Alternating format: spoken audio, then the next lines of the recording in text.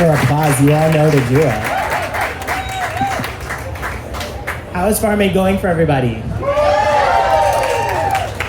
Love to hear it. So we are talking about climate and conservation in Minnesota. How many of you are from Minnesota? How many of you are not from Minnesota? Okay. Just so you know, what we talk about today applies to where you are also living as well. So this is not unique to just Minnesota. I'm going to introduce our incredible panel who is here to talk with us today. I have next to me Representative Kristi Pursell from the Minnesota House of Representatives. Oh, you got some fans. Next to her, I have Keanue Driscoll-che from Frogtown Farm, also from Minnesota. And we have our Farm Aid board member, Margo Price, who just released her new album, Hard-Headed Woman. Thank you so much for joining us today. So, we are talking about how farmers see the impact of climate change firsthand, because it's very real for farmers. They're also one of the best solutions we have to slowing the impacts of unpredictable weather patterns, severe storms, heat, drought. I'm sure a lot of us have experienced that this past year. This isn't a threat that is far away. It's actually happening right now, and it's actually happening here in Minnesota as well. Today we're going to learn how farmers are working to mitigate climate change and some things that maybe all of you can do to help combat climate change as well. So I'll start with Keanue. For folks who are maybe not on a farm or maybe not out and working the way that you are, can you describe to folks what are the impacts that you're seeing?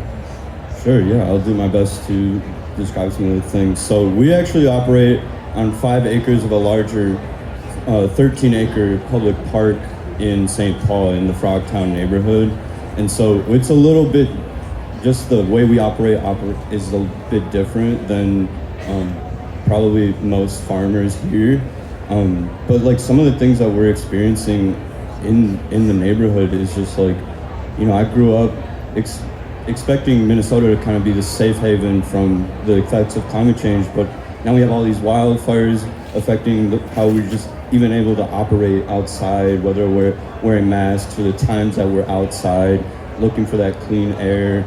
But we're also feeling the effects from just how early our seasons are starting, how later they're getting, and because we're tied to certain logistics that are working with the city of turning on our water and turning it off, like we have to go by their timeline, even though it doesn't, like we could be expanding our growing season, but it's just kind of devastating to us when you know, our perennial infrastructure is getting hit very drastically from, you know, all of a sudden it's a drought for 3 weeks and then it's just heavy rains for another 2, and we're still learning I'm new to this still. I've just been working in this field since about 2020, so I'm still learning the language alongside all of the people that I'm working with at the farm, with these other growers that we have been working to, you know, strengthen their growing practices in an urban environment, let alone just farming in general. So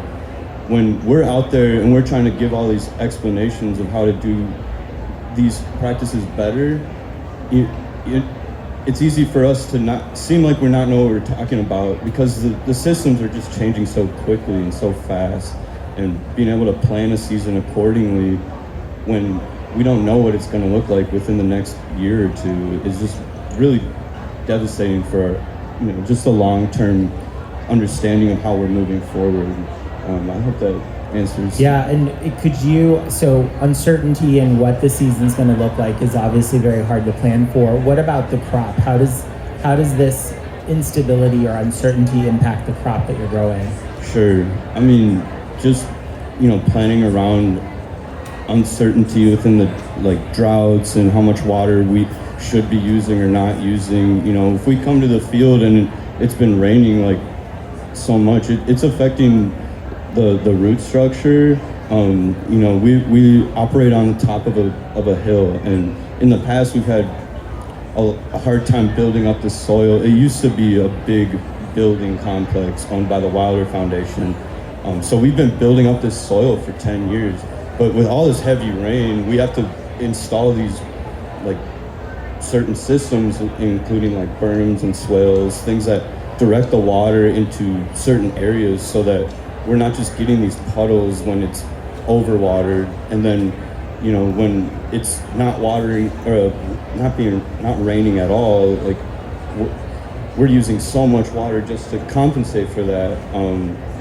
We still operate with like drip irrigation and all of these regenerative practices as best we can, but at a certain point, we're at the mercy of what nature's doing, and where are all these dollars that could be helping us support these growers that, you know, we're feeling the effects of all these things, and Washington's just kind of holding us by the ankles, and yeah.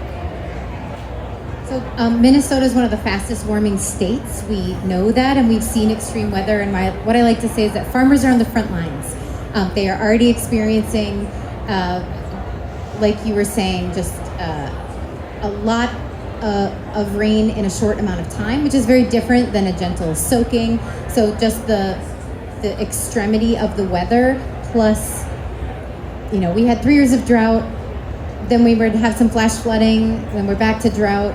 It's just very unpredictable, and we're seeing a lot of the crops, especially if you have perennials, that used to do really well in Minnesota, don't do as well because of the changes to our climate. And I think in like 20 years, we're supposed to have more of the climate of Nebraska, and love you, Nebraska, but Minnesota's not Nebraska. So we have to just be realistic about what that's like for our agricultural sector. And one of the things that I find that you had asked, and I think we were talking about some of those like more technical innovations that farms are doing to adapt to the changes that the climate is kind of bringing to the growing season, for instance. But there's actually stuff at the policy level that could probably also support a farmer like Keanue, right? So this morning at the press conference, if you were there, Minnesota had the first and kind of the gold standard for beginning farmers, a tax credit, some grants available to farmers who have never farmed before, whatever the term is, socially disadvantaged farmers, or however you want to categorize new farmers. Like if you don't come from a farming family, that should not preclude you from being able to grow food on the land. And so we were able to do that at the state level. And like you were talking about Washington, we even had a farm bill. And that's where 90% of the decisions get made. So we don't have a farm bill. And what we can do at the state level, we don't have the funds like they do in Washington, but we can fill in where we can, and we can support the kind of agriculture that actually grows food for communities. And we've got, you know, fiber, flowers, food. There is a lot of opportunity, and if we can do that on a state legislator level. I'm here with a bunch of state legislators from around the country, and we learn from each other, because especially when the federal government is going to let us down, we can at least do something to support our farmers. And it's having that relationship and hearing directly what the issues are, that then we can try to step in.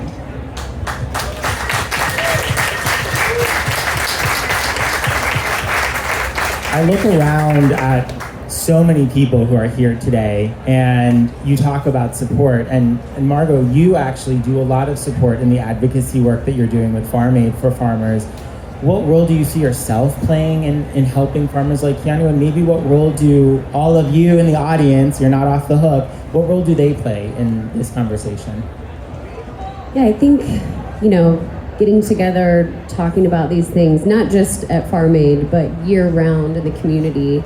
I try to support the local farmers market. There's a co-op in my neighborhood. It's the Jolton Hardware. They sell produce. They have eggs.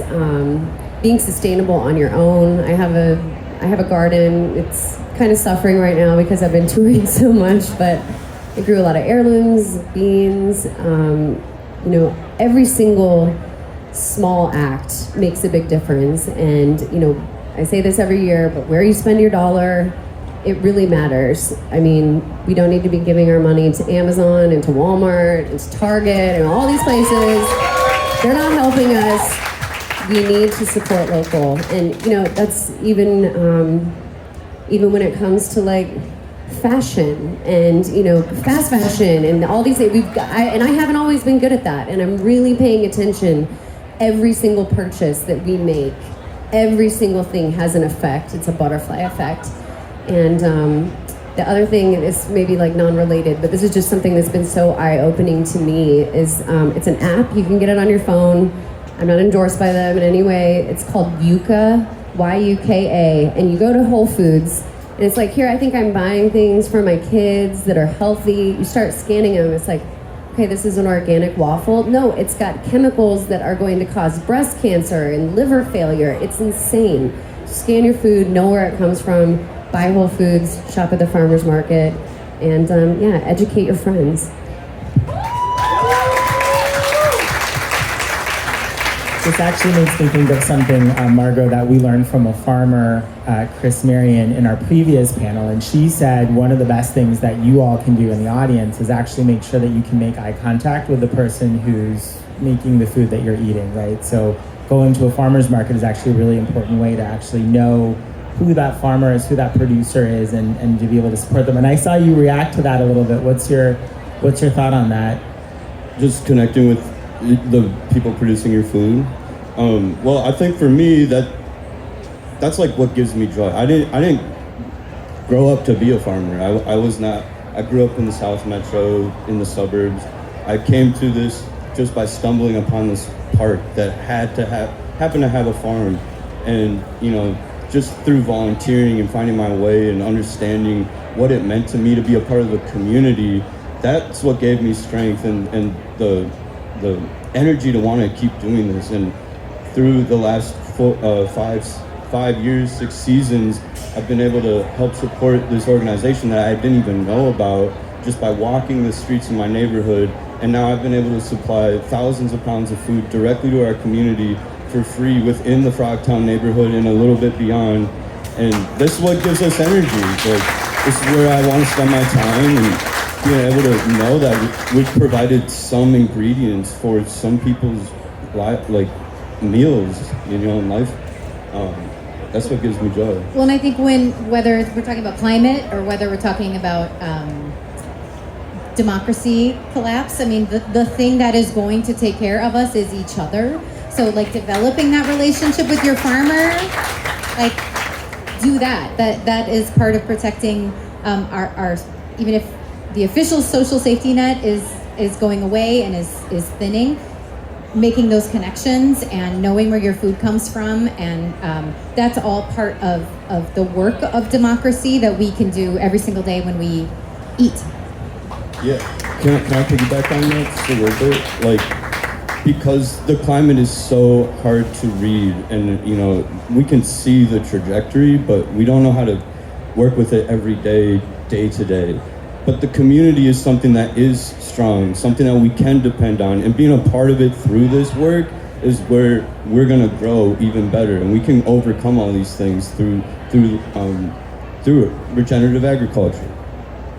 So all hope is not lost, right?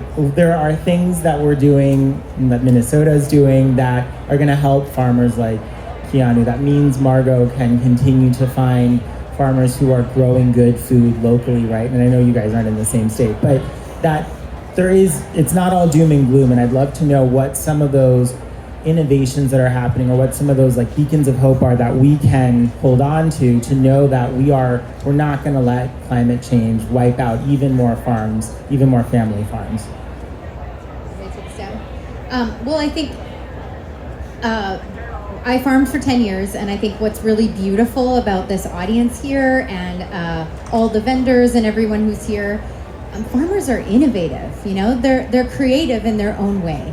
And so trying to innovate and find solutions for what is happening, I think allowing room for that to happen. If there are, 3 international corporations and billionaires who control everything, that's not a lot of room for seed saving and heirloom seeds and to get creative and to be adaptable to the climate, or that's the political climate, the actual climate.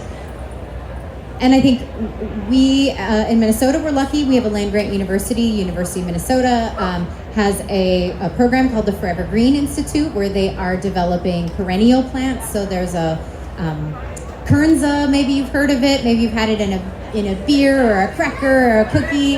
And it has 20-foot root structures. So that's going to hold soil in place. It's going to help water actually soak into the ground instead of just running right off and flooding our communities.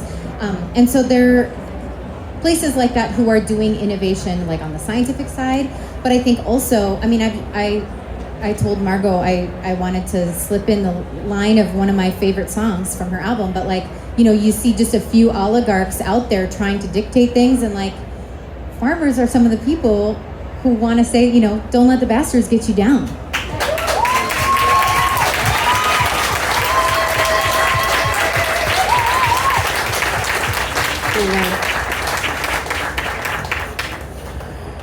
So one thing I learned at Farm Aid last year that I thought was really interesting is that soil is not a renewable resource, that it's not like, oh, we just have dirt and we'll always be able to use the dirt over and over again, that it's actually something that takes a long time to get to the point where you can grow something on it. And I'm interested, Keanue, you had mentioned building swells to help navigate the water around your property, but what other things are you doing that are not combating climate change so much as helping your farm become climate resilient, or are good for the environment and maybe counterbalancing some of the bad stuff that's happening? Sure, just nutrient input and putting your farm to rest through cover cropping of appropriate crops throughout the season, using things and knowing the strategy. Like when we're talking about innovation, some of these innovations aren't new. They're just how are we going to implement these things? So having this type of forum to be able to talk with, and yesterday at the Farmer Forum, having these conversations and building up the trust between us all and sharing that knowledge of how people are fighting certain things just through cover cropping and putting these, even learning nutrient depletion in hoop houses versus, just in a regular field, how to combat the weed pressures through cover cropping or silage tarping, things of that nature. But for me, the real key here is the conversation that we all need to be having with each other to continue the practices that is going to build a stronger, more resilient food ecosystem for us all. So. Just a quick sidebar for the folks in the audience who don't know what cover cropping is. Can you just give me a 3-second this is what it is? Sure. I guess it's put it simply is you don't want to leave your soil just bare if you can help it. So in order to do that, we use things like winter rye or clovers, or buckwheat is another good example. And these all can have different influences on how it impacts the soil moving forward. So winter rye is a good cover crop for moving into the winters, because then in the the spring, it's gonna be one of the first things that pops up. It can help, detract, fight against a heavy weed pressure. But then if you want to add more, nutrients into your soil, you might use something like white clover or red clover, things that are going to add the nitrogen into the soil. So all of these different seeds have different benefits and different roles in creating a more healthy soil structure that we can then utilize and maintain moving forward. And it also is something that you can implement within your crop rotation, so you're not growing the same things in the same soil. You don't want to grow tomatoes in the same spot for 5 years. If that's all the space you have, then I guess do it. But even then, it's knowing those seeds as tools. The innovations here, we just need to be in communication about it. What I find so incredible is that you've been farming since 2020, right? Margo, as a Farm Aid board member, we've done so much advocacy work to support farmers, and sometimes it can feel overwhelming because there's just so much that goes against family farmers, right? Policy, financial pressure, the climate. But we still have folks like Keanue who are like, I'm going to do this. How does that feel as a board member to see young farmers like Keanue who are leaning in and taking the mantle, I think is how it's said, right?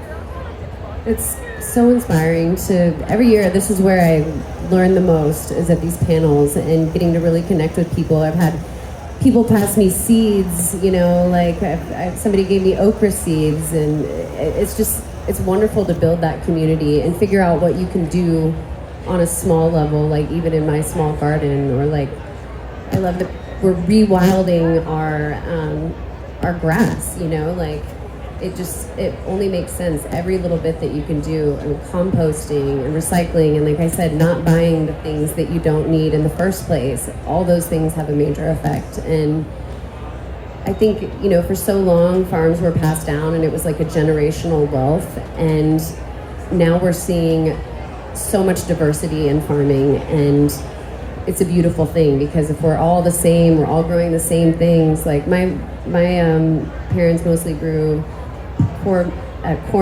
soybeans, they had cattle, and they rotated the crops every year. But now when I go back to Illinois, I'm noticing like, oh my gosh, there's a wildflower field that was not there before. This mic doesn't like me. But no, I think the reason that I'm here and the reason I do it is because of people like you, so thank you so much.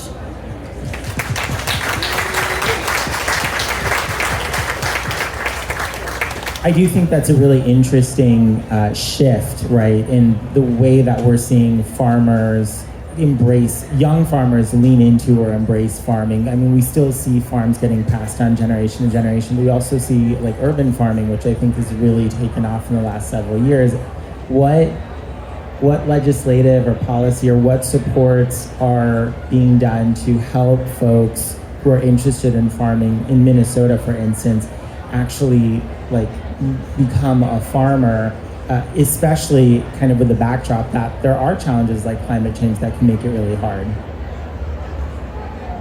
The first farm that we had was on parking lots in South Minneapolis, and that was right after the Homegrown Initiative was passed. So there are so many levels of government. So Keanue probably has to deal with like the city, and then maybe the county, and even if you're growing out the rural part of the country, or part of the state where I'm at, it's like different townships have different rules and regulations. And so serving on the state ag committee, it was really interesting to see kind of like how actually could the state help and sort of take some of that like regulatory burden off of the smaller municipalities, so that then they can just blame us for being terrible and holding the rules, instead of, it's really hard to navigate when you're like, well, I need this water permit from here, but then I have this rule over here and this over here. So I do think that states can help to simplify that process. I think also we don't know what we don't know until you all come and tell us. So it's like, please come talk to your state senators, your state reps, your township supervisors, your city councilors, every level of government. Like, if we don't know that there's a problem, we certainly can't start to work on fixing it. And we work for you. And sometimes elected people forget that. So please remind your electeds that we work for you. Very well said. That's why voting in your local elections is actually so important, and you should be voting for your county supervisor or your school board. Your soil and water conservation district matters.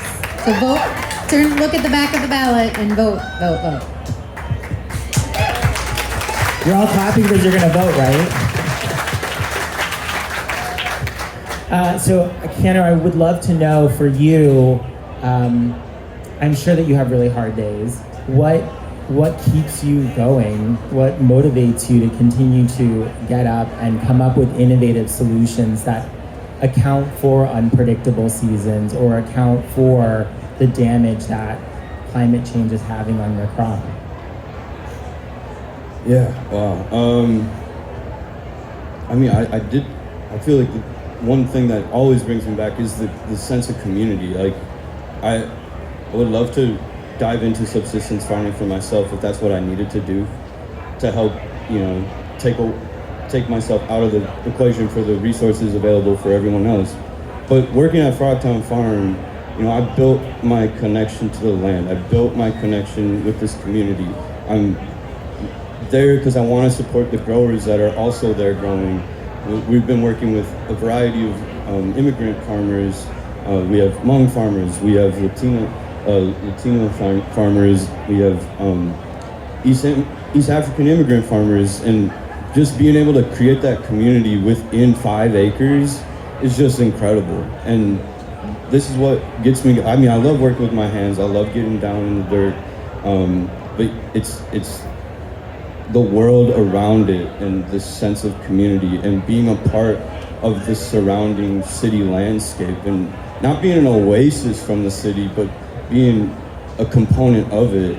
And because we're not distracted from all of the things that happens in an urban environment, but we're working alongside it and being we're doing our best to be a part of that landscape. That's what gets me going every day at the farm. I'm being told to wrap it up. And normally I ask like, oh, what's one thing you want the audience to take away from this conversation? But I'm gonna actually flip it and create a call to action. So I would love to know, I'll start with you. I'd love to know what each of you think is one thing this audience should do. What is like an action that they could take that could make a tangible difference in the lives of farmers like Keanue, or wherever, if you're not from Minnesota, wherever state you go back to? Well, I might be a little biased. I am a member of the Democratic Farm and Labor Party here in Minnesota, but like, if you're a farmer, run for office, and if a farmer is running, vote. Vote for farmers. Keanue, what about you? What's a call to action for the audience?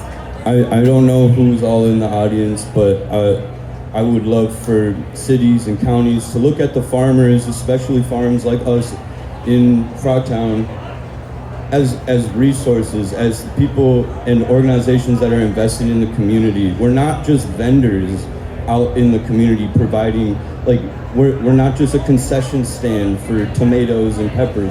Like, we're actively being a part of these people's lives who don't have enough resources to have these types of fresh foods that are culturally relevant to these people. Like, where's the money? Where's the investment in us? We're not just some thing that the taxpayers don't even pay for our stuff that we're actively working on in the farm. But I feel so important that, like, we get to do this work. I invest in the farmers, invest in the way that we're trying to be a part of our everyday communities. Margo, carry it home for us. All right, I don't know, I might be a little redundant with things I've said, but you know, if you don't have time to get to the farmer's market, join a CSA. They'll bring the food to your house, you know, healthy food. Also, cancel your Terminex, quit spraying pesticides all over the land. And while I'm at it, cancel your Amazon, cancel your Disney, and cancel your Hulu. Thank you all for your time today. Let's give our panel another round of applause. At 3:30, we're going to be talking about corporate farming and how farmers can help make a difference in combating that. Thank you all for joining us today.